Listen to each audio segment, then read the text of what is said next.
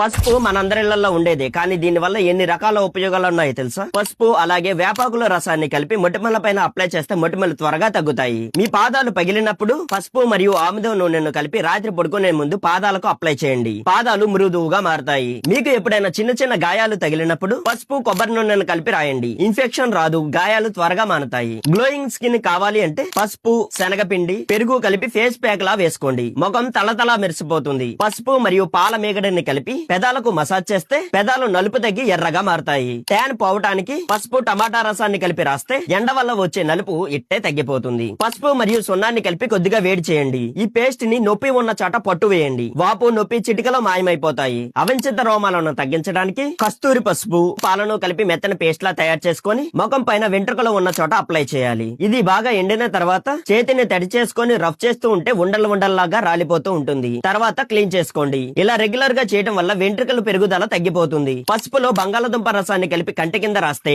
నల్లటి వలియాలు తగ్గిపోతాయి. పసుపు మరియు వేప నూనెను కలిపి రాస్తే స్కిన్ అలర్జీలు, దురదలు వెంటనే తగ్గుతాయి. మరి ఈ విషయాలన్నీ మీకు తెలుసా లేదా నాకు కామెంట్ లో చెప్పండి. ఇలాంటి మంచి హెల్త్ టిప్స్ కోసం మా ఛానల్ ని సబ్స్క్రైబ్ చేసి ఈ వీడియోకి ఒక లైక్ చేయండి.